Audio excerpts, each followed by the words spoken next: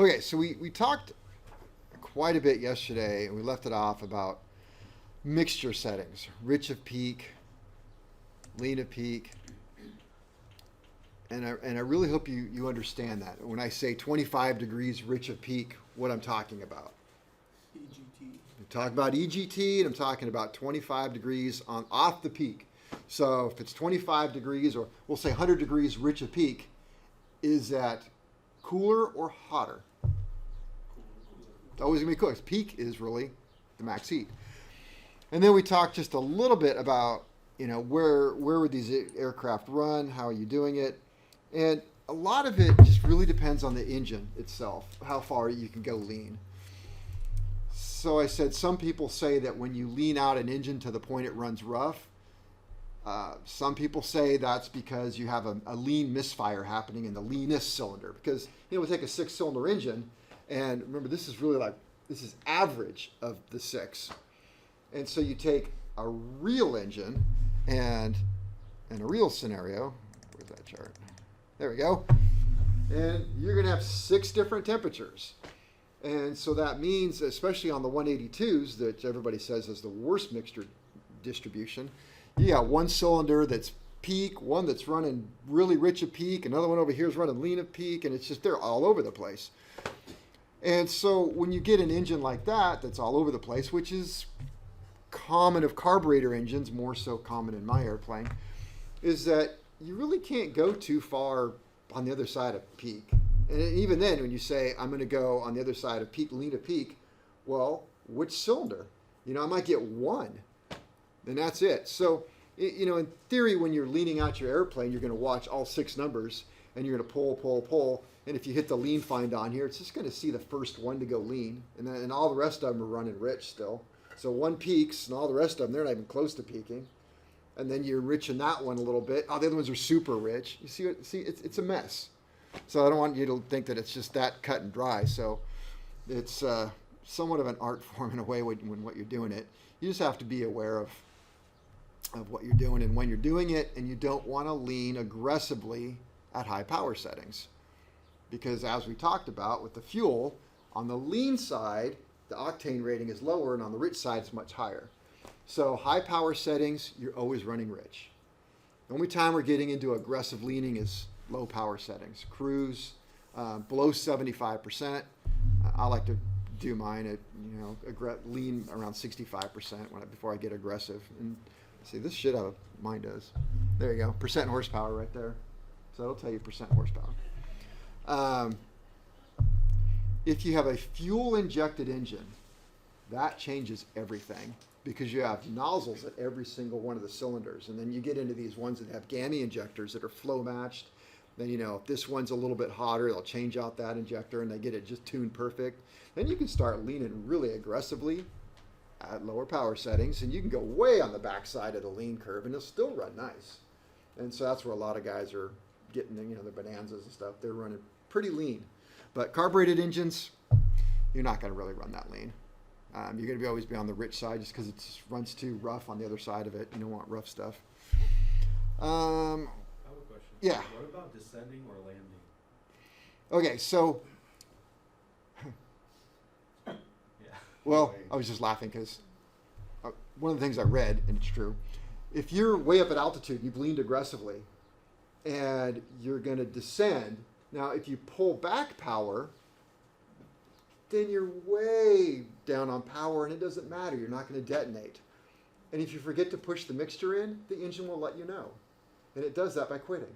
And that happened to me once. I'm just forgot, sudden poof, engine quit. Oh, it's got a little lean there.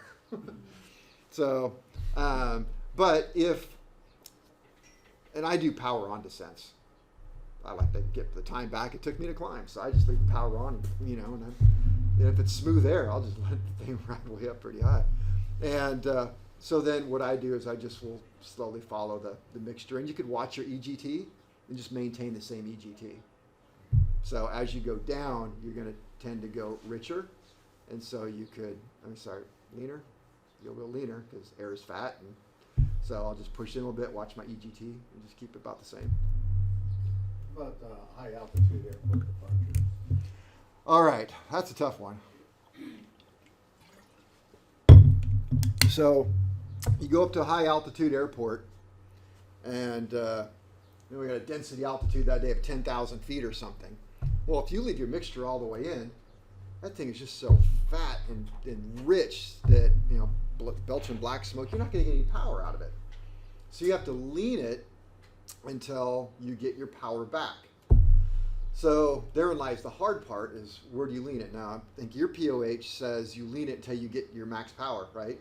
I've never read that, but it probably does. Yeah, so you'll lean it until max power. So if we lean it till max power, we could look at a chart and go to Lycoming once. You have a Lycoming. There we go. We'll look at a chart here. We'll enlarge this. We'll just say max power. Max power is going to be right about in here.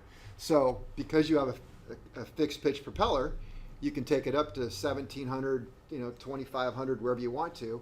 Sit there with your feet on the brakes and pull out the mixture until your RPM peaks and starts to go down a little bit, which would be RPM peaks and starts to go down a little bit. Go back to your peak and you're right in here, which is pretty rich. You can richen up just a little bit more. So you're over here, a couple hundred degrees on 150, 200 degrees rich a peak. And if you don't have an EGT gauge, that's what you do. Just I think that ultimately that's what I've been doing. I typically lean it out until I get roughness, and then 2 or 3 turns in. for takeoff, Tend to go. no, I wouldn't. Richer than right. I don't think I would, for takeoff leaning, Yeah. I don't think I would go till it gets rough. You're getting over here. And now you're bringing it back into here. And that's, Probably 6, 7,000. yeah, I would lean it until the RPM maxes out. Yeah. And if anything, I would leave it there or enrichen it just a little bit. But I would not go till it's lean and then go up. I think you'd be over in this area. That's not a good That place to would be. like my benchmark. I don't leave it there. I word your Yeah. control, so I'll take a couple turns back in. So it's harder with the constant speed because it just looks the same on the ground. It doesn't do anything. So I keep thinking about that because I haven't done it yet with mine, but my plan is to do it at 1,700, and I think that the prop is still on its low pitch stop, and so it should show me at 1,700. I should be able to watch my RPM change at that low RPM. Because yeah, I've been looking around trying to find, nobody has an answer on that one that I've seen. So, okay, we good with that? All right. So carbureted engines, you're going to get about up into here in cruise, and then you're going to richen it up. How much are we going to richen it? 75 to 100. Yeah. With aircraft engines now, have they all switched to fuel injected like cars, or are they still producing carbureted? Still producing. Well, I got to think what's being produced. The new 182s are turbocharged. The new 172s are fuel injected. They don't make 150s. Cirruses are. I can't think of a single carbureted that they're making. Yeah, what's another new one they're making? Piper doesn't make anything, do they? Beechcraft is all fuel injected. No, I don't think they're all fuel injected. But Light Sport is not. Sure. Dual carbs. Some of them are fuel injected. Just depends on which engine you get, but they're definitely carbureted. But they're compensated. They don't have a mixture. They put a diaphragm up in there and reference some air and change the needle based upon atmosphere. So they're self-regulating. All right. Did that. This is really a redundant kind of thing that we've just talked about, just done in a different way. When we go back to here, and we talk about it's bad to have your cylinder head temps more than 400 degrees, then we would just draw a block here at 400 degrees, wherever that is. I don't think they tell us on this range. There we go. Draw a block at 400 degrees. Here's 400. And just draw a red square across here and say anything in this red square is bad because your cylinder head temps are too high. I don't find my engine to be this way at all. The curve is a lot lower on the temperature scale for my engine. That's shockingly high. But this particular one, all it is same thing. They just redrew it and drew a box right here and just said at 75% power, they drew a box at 400 degrees. It's 400 degrees right here, and said it goes from this point to that point. That's how they got the box width. Just CHT climbed into the red, climbed out of the red. And so they just carried the box up here so you could look at it EGT wise and say, okay, where's the danger zone here for cylinder head temps? Well, it's peak EGT up to about 50 degrees and then lean all the way down here at 75% power. And then if you want to look at 65% power, well, anything to the right pretty much of peak is just fine, which is what I've been saying. As long as you're at 65% power, you're fine over here to go to peak or 25 degrees. But they're saying that cylinder head temps can be hot still all the way through lean quite a bit. And then once you get to 60% power, doesn't matter what you do. Your cylinder head temps have dropped down so far that you can now run lean of peak. So I guess I tell you that to say that most aircraft manufacturers, depending on how old the pilot operating handbook is, I think they all pretty much agree, Continental Lycoming, do not aggressively lean below 75%.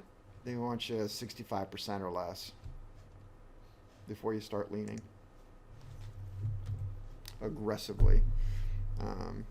Yeah, I think this just shows the same chart with this is really bad, this is like bad, and this is like, you're in the danger zone. So, and then this is the same chart just taken from what we just looked at and reconfigured. And so if you ever hear the red fin theory, and this is the red fin theory, which is the exact same thing. Let's see, we got peak EGT. This would be rich of peak. So here's 50 rich peak, 75, 100, 125. So you can see that we've got to go at 100% power. That's 85, I think. 85%. Sorry, I tried to find much clearer. At 85% power, here we go, 75 to 85 and up, you got to be about 225 degrees rich of peak before you're out of this danger zone. Now, the problem with this is, and where I knew there was this a red fin theory, and I was actually looking for something that had detonation ranges. And that's what I couldn't find. Everybody's focused in on these cylinder head temps. So, where's the detonation range come in? And I could not actually find a chart that showed the detonation range is what I really wanted to. So far all this red area you're showing us is just hot temperature? Cylinder head temps, yeah. So which is to say that would be fine then. You could do anything you want for a short period of time. But you have the underlying thing of you don't want detonation. So you have to be very careful with detonation. And with richness comes safety from detonation. Right, so that means the left of peak is more chance of detonation being lean. Yes. Yep. All right. Well, I have two choices here. One, I can continue down my notes, or we can just jump right over to carburetors and start.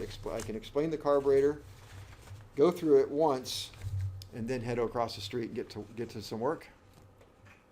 Yeah. Let's do it. Okay. Then we have to circle back around and take care of this stuff. So there's a lot that I normally build up to with the carburetor. Talking about various things, all the systems on it. But I'm going to try a little bit backwards this time. And I don't think I want to go that far. Excuse. Where the heck is my...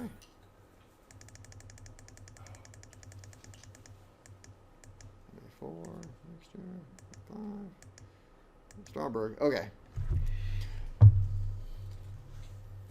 And again, so this is just like off the cuff here.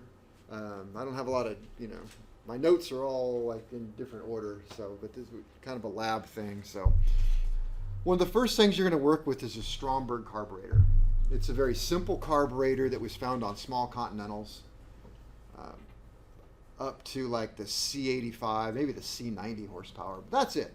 So you're going to find them on Cessna 140s, J-3 Cubs, Taylorcraft.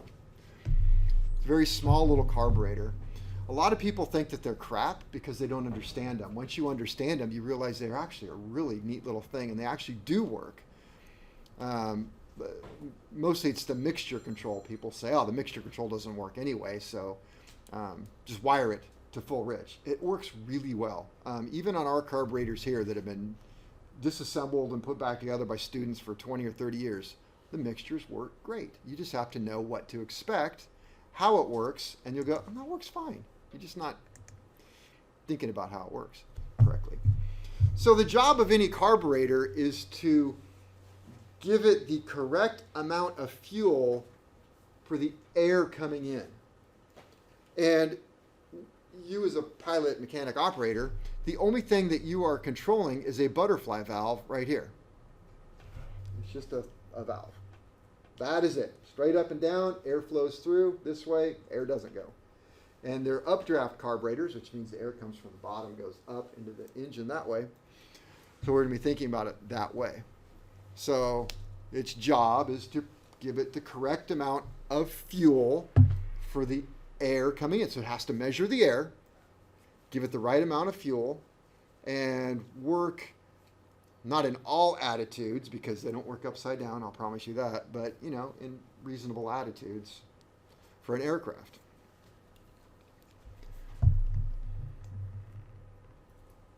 I hope this works what I'm doing. All right. Can you see that okay? Yes. Hang on one second.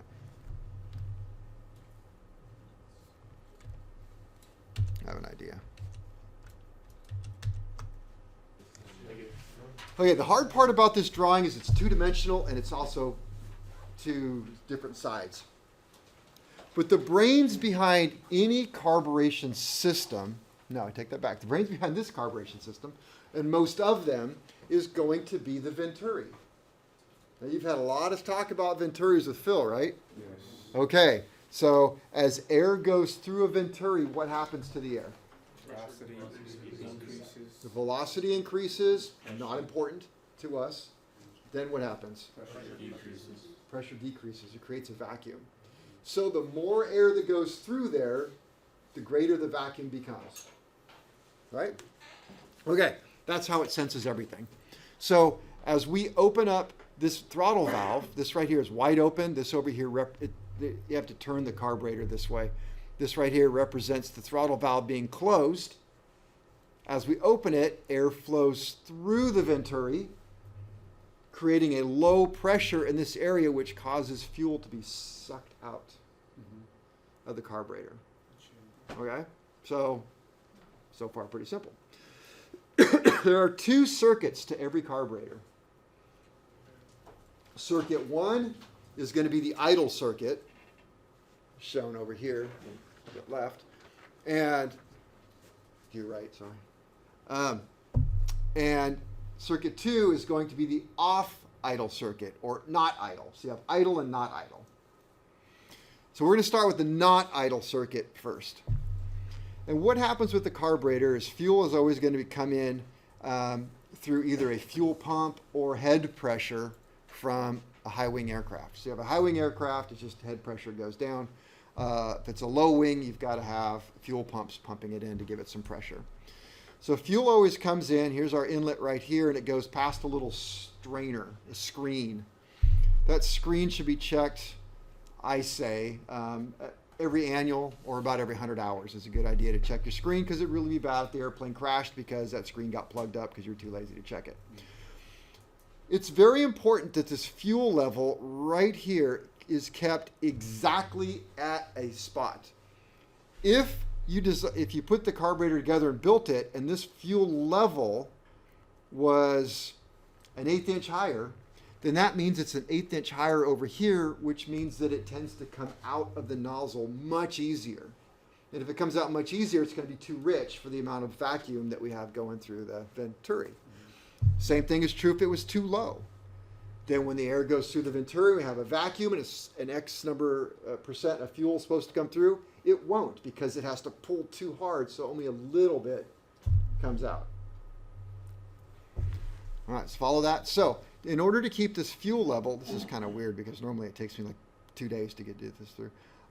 This fuel level, to be exact, we use toilet bowl technology. We have a float right here. This is a float on a fulcrum with a needle valve.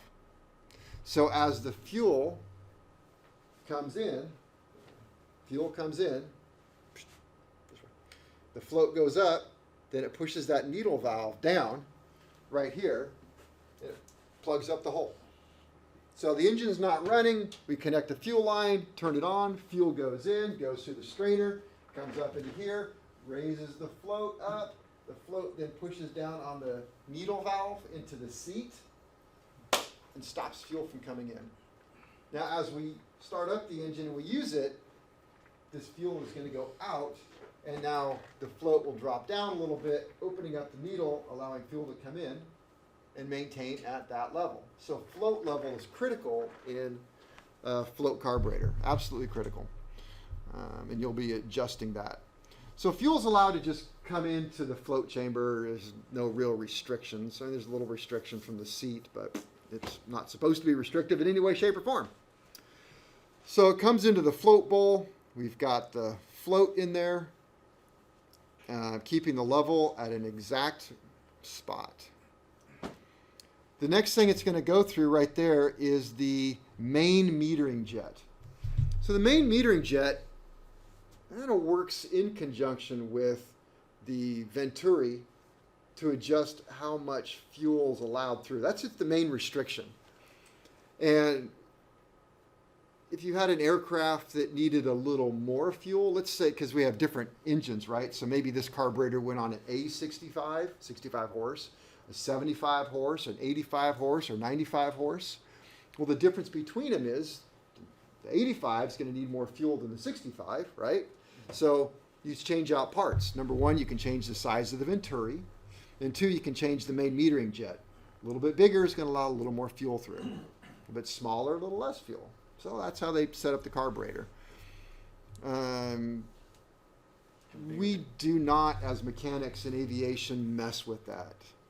We are not really allowed to say, well, she's running a little rich. I think I'll try another jet. You know, I did it with my motorcycle. Right? You guys have dirt bikes and stuff. You go up high altitude.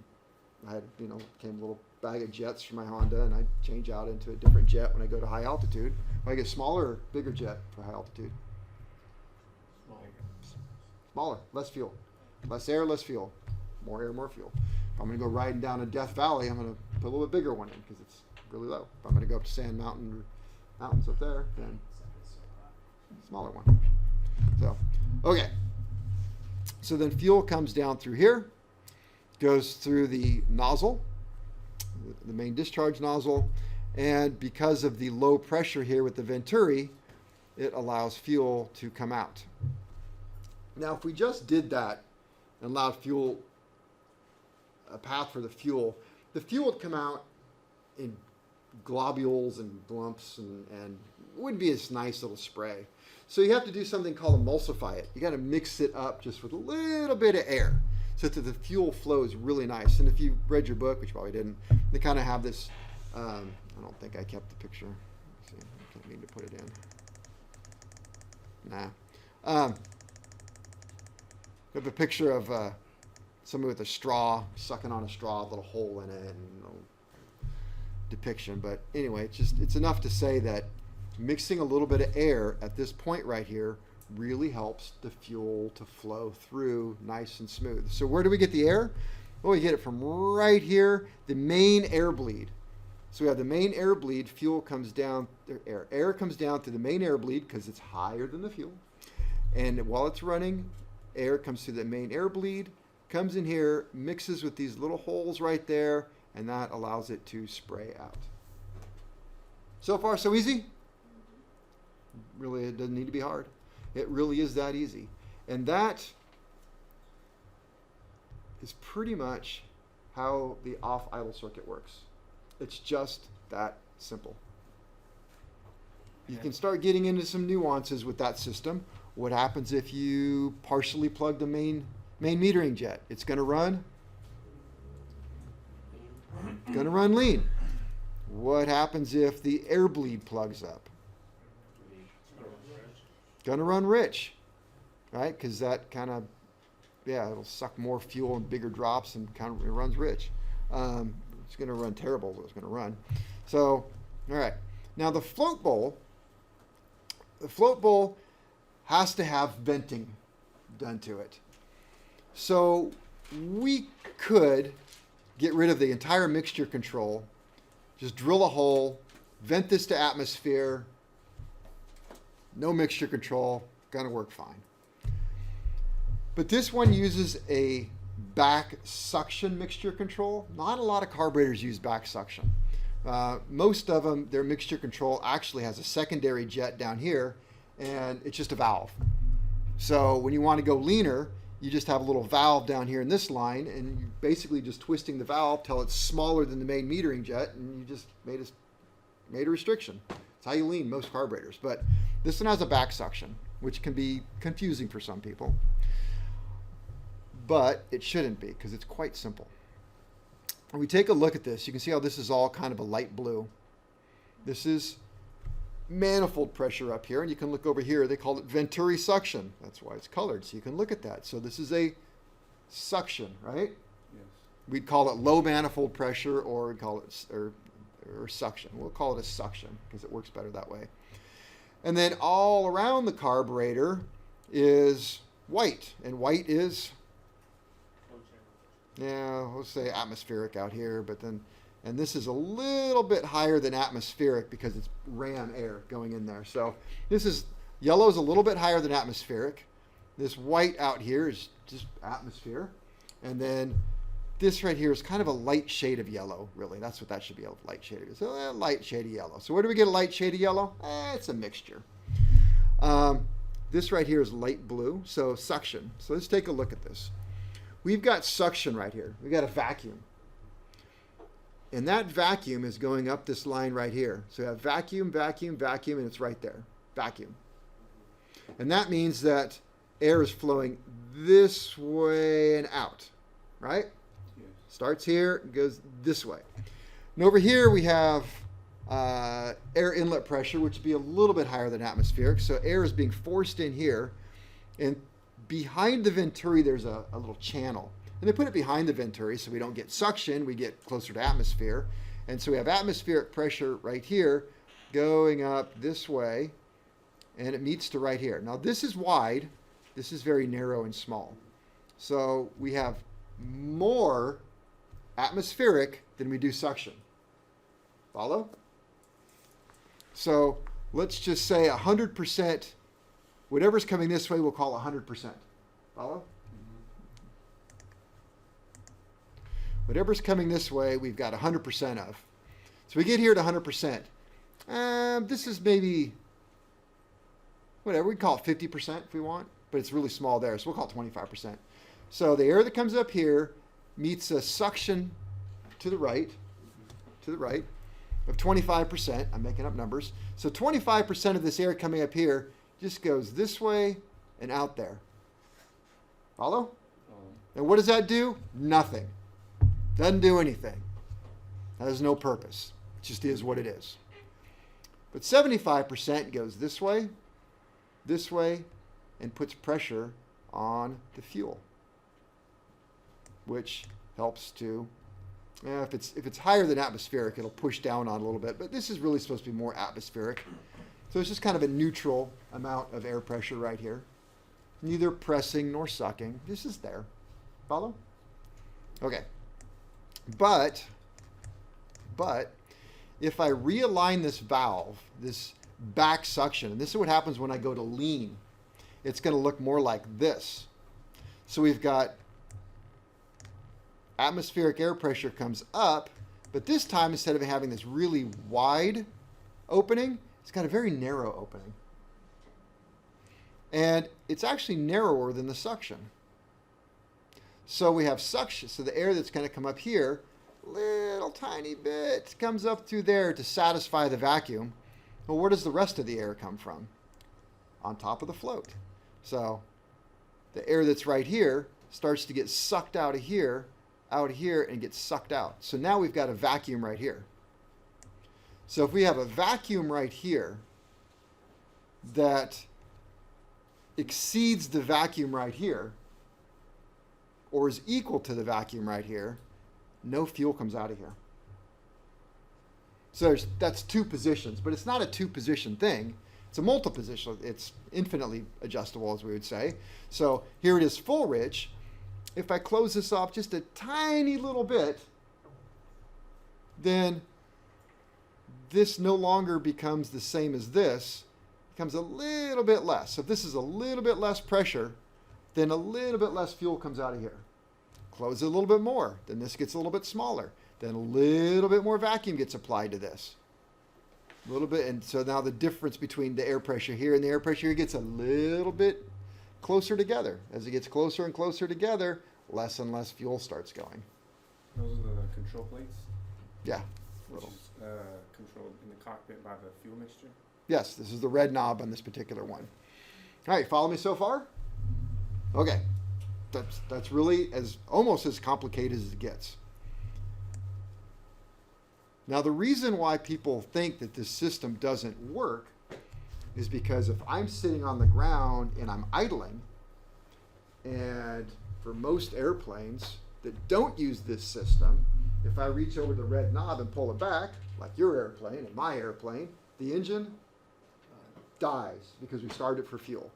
But if you have a Stromburg carburetor and you take the red knob while you're sitting there and idle and you pull it back to idle, it will run until you run out of gas in the gas tanks. It will run all day long. And so they say, that mixture doesn't work at all. Well, the reason why the mixture doesn't work at all at idle is because at idle, this plate is right here.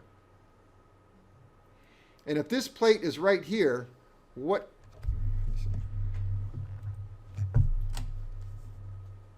the plate is right here and the air is coming up through here, squeaking by there and then going up, what kind of pressure do I have right here? What color would that be?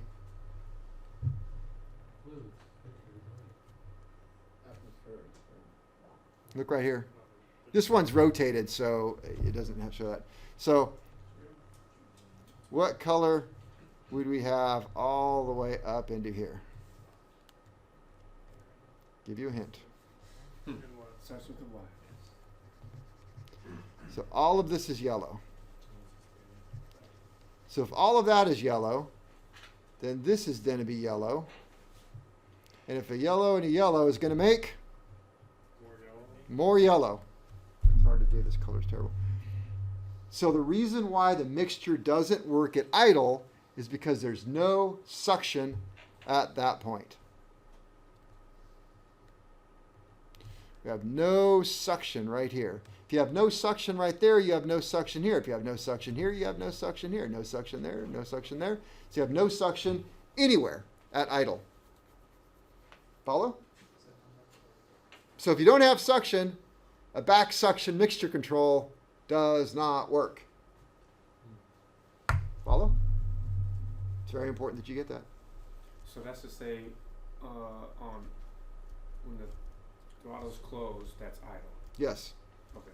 Yep. It's just that simple. If you don't get it, now's the time to go. Mhm. The float bowl vent, Yes. that is a channel that's behind the venturi. Yes.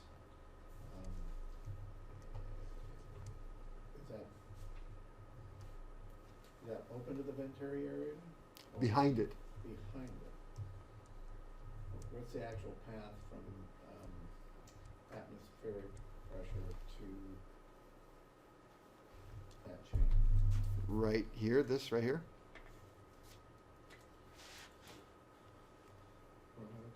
Where are you Yeah, talking? That channel. Right here, this channel? Right. It's literally, and you're going to have a carburetor, you're going to take it apart, you're going to look at it, and you'll see it. You pull it, remember, the venturi is round, it's not like this, it's round, and you'll pull out this cup, and you go, oh, look at that, there's a hole right behind it. And there's air, let me see, air literally comes up the intake. It looks a little different in person. It looks closer to this. Comes right up, and there's a little hole right there, and it comes right up and goes out that little chamber. And that's to allow the carburetor to regulate the pressure in order to push the fuel, Yes. depending on if you want idle or full No. throttle. Nope. That's what this does here. We're talking about air pressure on top of the float. Air pressure on top of the float is strictly a function of, or not a function of, it creates the mixture. So that has nothing to do with the throttle valve. Correct. Which, Other than the fact that when the throttle valve's closed, you don't get suction there. okay. That's it. So it doesn't work. So there's, yeah, so The mixture doesn't work okay. at idle. Yes. So how are you still, I guess, wasting fuel? If air inlet pressure overcomes what is being sprayed out of the nozzle, where is that fuel going? This fuel right here that's coming out of the nozzle, Yeah, up into the engine. but you said it's closed. Oh. So is it still, Oh, in this position. yeah, that's what I'm saying. Oh. Where is it going? How does it work in idle? Yeah. Let me tell you how it works in idle. Glad you asked. All right, so the two circuits of the carburetor. Circuit one is, the other one is off idles, or you can say no. Okay, so now let's talk about idle. Because idle is similar yet different. All right, so in idle, which we're looking at right here, the throttle valve is closed. So very small amount of air is going to go past this venturi. The air that the amount of air going through the venturi is so small that there is no suction here. It's too small. So that means this will not work. So if that won't work, you got to come up with another idea. Well, that idea is when this is closed off like this and the engine is pistons are, you hit the starter, the pistons are going back and forth, there is a massive amount of vacuum right here. Right? The most vacuum you can actually have is like 30 inches. From the intake.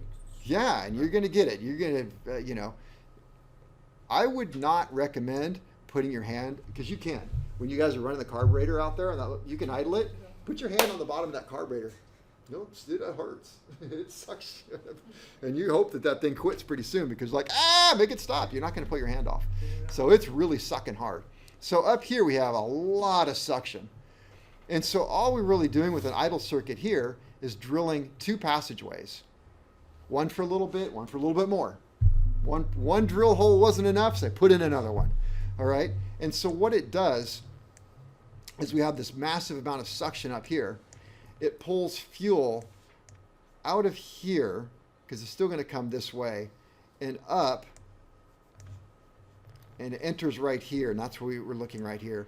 And this red is just fuel sitting there. That's all it is, just sitting around, because it's the same level as the float bowl, so it comes in and it fills up. So you can look at it this way. When this isn't operating, when the engine's not operating, this fuel is all solid red up to here, up to here, up to right here, and it's just sitting there because the engine's not running. Well, when we start it in idle, there's nothing pulling out, so it still does the same thing. It's red all the way across, just underneath those holes right there, because there's holes right there and there. So that's what it does. But over here, because we've turned the carburetor, there's a passage drilled in it that you can't see on that one that comes up through an idle metering jet. Same concept. We've got to be able to control how much fuel is coming up. So a little idle needling jet and an idle tube that has a bunch of holes drilled in it that allows air that came in from behind the venturi to go in here and do that emulsification thing. And it comes up to here. Now we've got the two passageways. 1, 2. So the suction just draws it up through here, up through there, and out. Now carburetors, they give us an adjustment to adjust the idle mixture. So you can ask, well, how do you adjust the mixture off idle? And the answer would be, you don't. As a mechanic, who does? The pilot. The pilot uses the red knob. All right. So I come back over here. Every carburetor has an idle mixture adjustment. If I screw it in, I close off this passage and it will go rich or lean. If I open it up, it's going to go rich. All right. So one passage is always open. That's going that way. Now the question is, at what point does it transition off of idle to main system? Oh, depends. It's about 1,000 RPM, give or take. Probably more take than give. So as this starts to open, less fuel will come out of here and more will start to come out of here. And then there'll be a point where fuel's coming out of here and here. And then as you open up the butterfly valve a little bit more, the throttle valve a little more, everything stops coming out of here because there's not enough suction to pull it up. Suction starts to happen down here and the fuel starts coming out of here. Which goes to rich. Out of here? When the butterfly valve opens, it goes to rich. I don't want to say goes to rich. It just goes to the off idle system. Okay. Off idle system. All right, everybody follow me so far? Hold on. Okay. That's almost it. I mean, there's not a lot more I can tell you. As a mechanic, you are responsible to adjust two things. This is true for carburetors, pressure carbs, fuel injection systems. They're all going to have these two adjustments. And you have to be able to explain to me these two things all the time. That's idle speed, idle mixture. Got to adjust idle speed, you have to adjust idle mixture. The two things are Idle speed. idle mixture. Okay. This is the hardest. Depends how you look at it. This is either the easiest carburetor in the world to set for idle mixture or it's the hardest one in the world. So it depends on which way you're looking at it.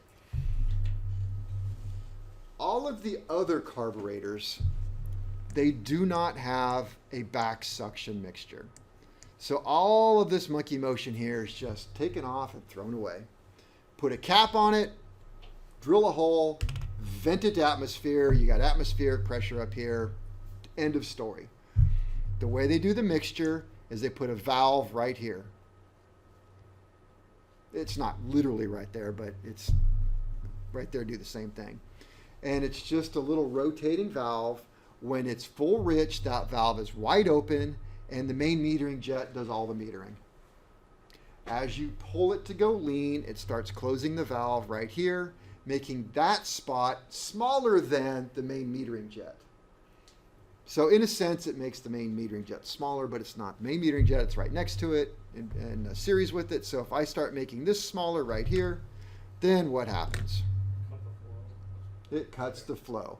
And those systems actually, if you pull it all the way out, it closes the valve. If the valve closes, the engine dies.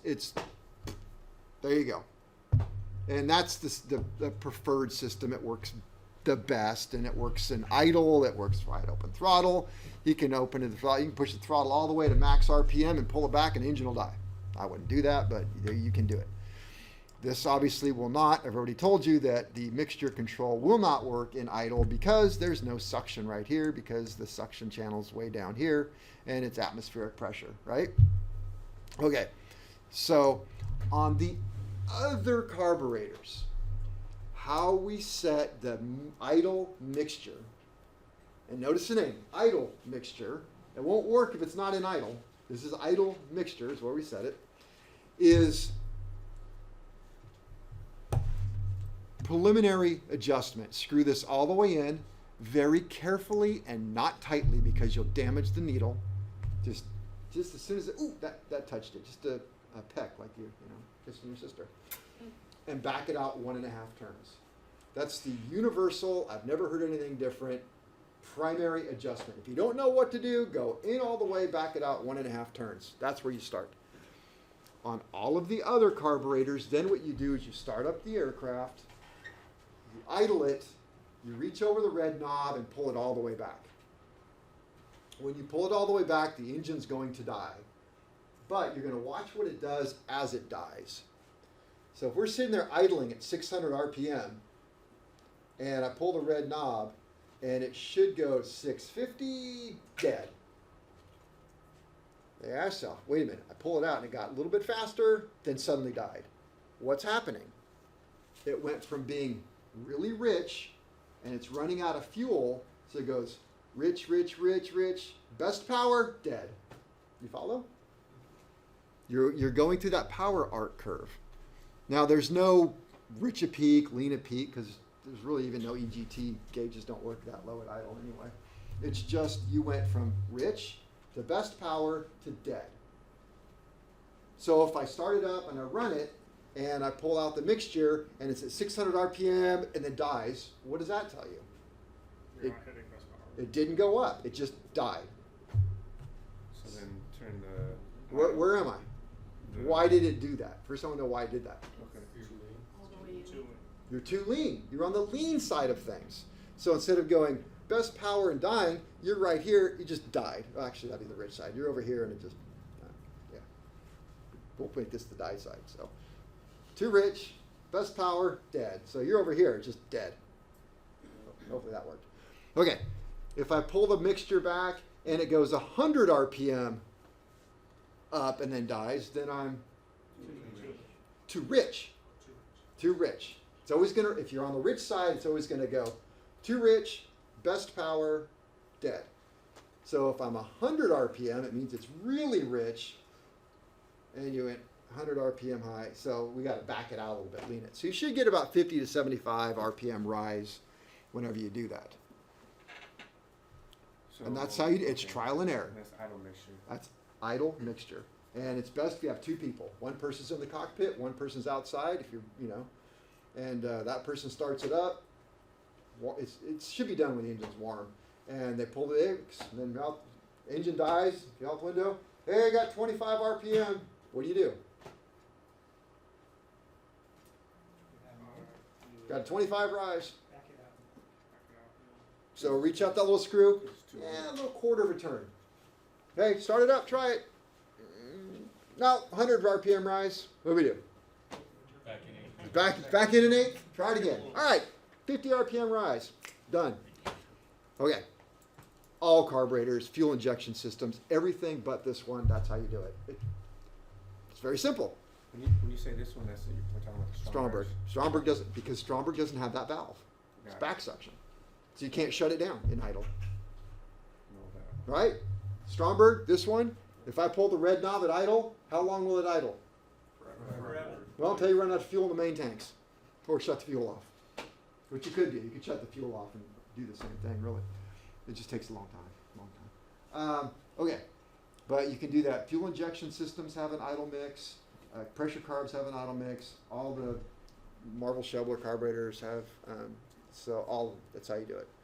So, you know, so that's like right there, a Q&A answer to every single carburation device we're gonna. So, and that's what drives me nuts when I give the oral. It's like, you know, you're doing the fourth thing. Like, okay, how do we adjust idle mixture? Idle mixture. Yeah.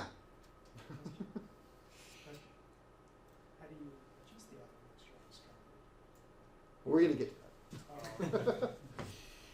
All right. Idle speed. Idle speed on every single carburation unit there is, including this one, is nothing more than a screw that stops this plate right here from closing anymore.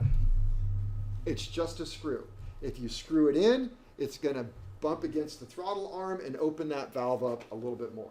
Screw it out, it lets the throttle valve close a little bit. So I'll show you that more when you're over there, and you'll see it. It's just,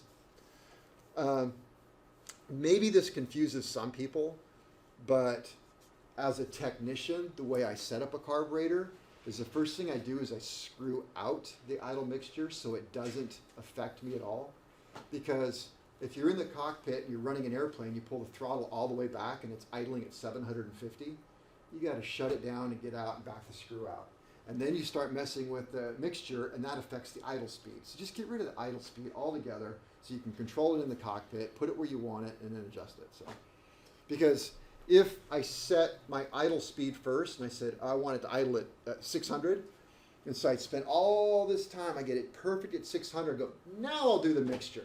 and you get in there and you find out the mixture was super rich, right? And by the time you get it adjusted to where it's not rich anymore, now it's idling at 800 because you're so rich that it was running slow, and you brought it up to within 50 RPM. Now it's running at 800. Well, now you got problems because you're transitioning, and anyway, creates a problem. So your suggestion was to loosen the idle speed? just get it out of the way. Yeah, and then do the mixture, Then do the mixture. come back.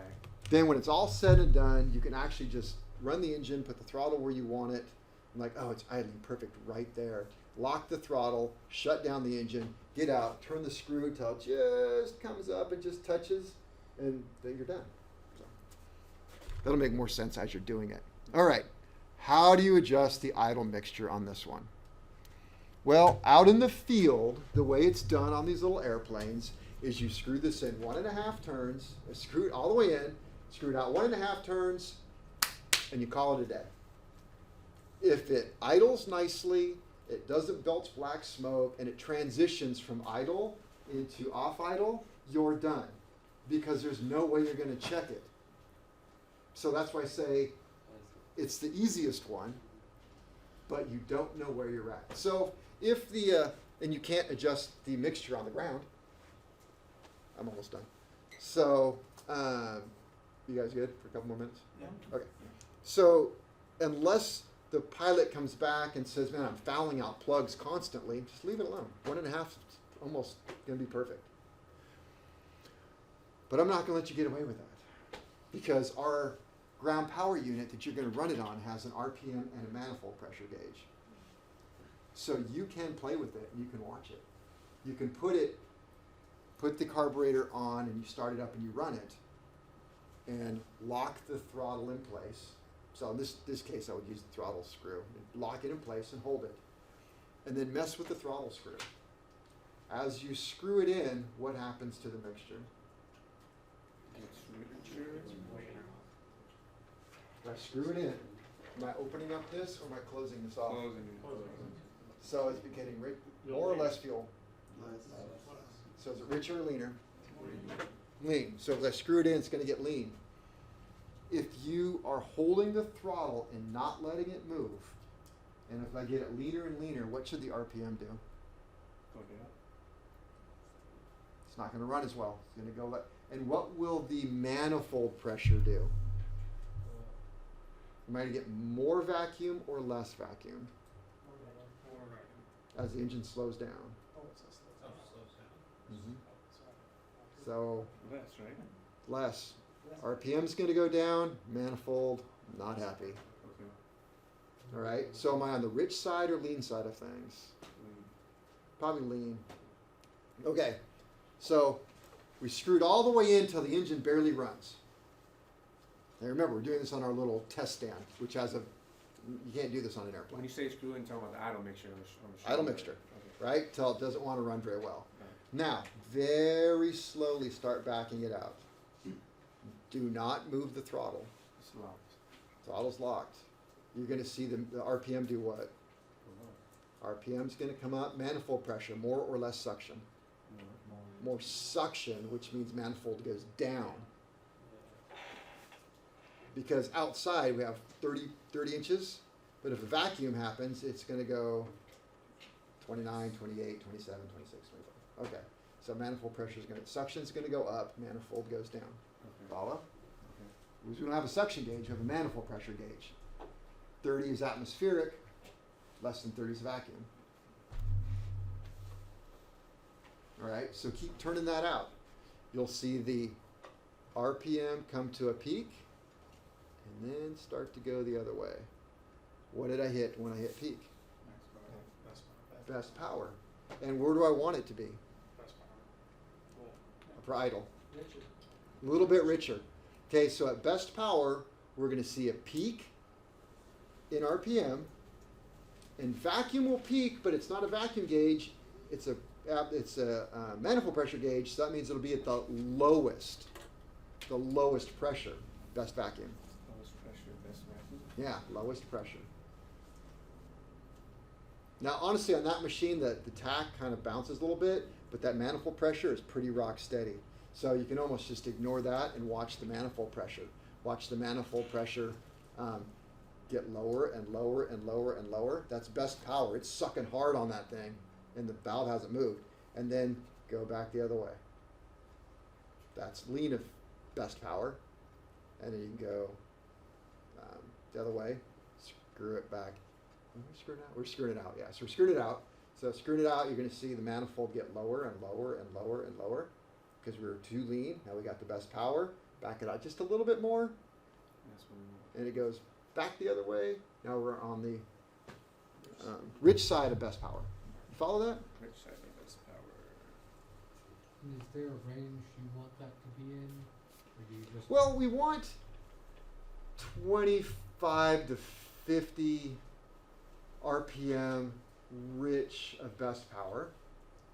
And there's a direct correlation to the manifold I've set it up that way, and it's in the project sheet. It tells you exactly how I think it's like 0.25 inches. It's just that simple of a correlation. It really is.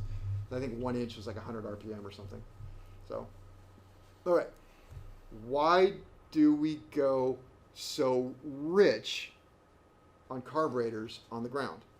Because the big thing is nowadays you start it up aggressively lean on the ground once the engine starts. Like I said, I was taught, and it was probably true, they thought it was true way back when, that this fuel is what cooled the engine at idle. But now they've changed that and said that's not true at all. That is because we don't have a choke on aircraft. And a choke is nothing more than another throttle plate that blocks air, and it makes a super rich mixture to start an engine. We don't have a choke. So you just want it super rich to start it. Once it's started, you don't want to leave it super rich, so you aggressively lean. No. All right, questions? Crash course. Okay, we are absolutely, definitely going to cover this all much slower and very methodical. Spoon fed. No accelerator pump circuit on this carburetor. Not this carburetor. You want to see another carburetor before we go? How can I get away with No, you got a break. Break You time. want to do a break and then see one more? Yeah, break. All right, just do a break. Just a few. fresh air?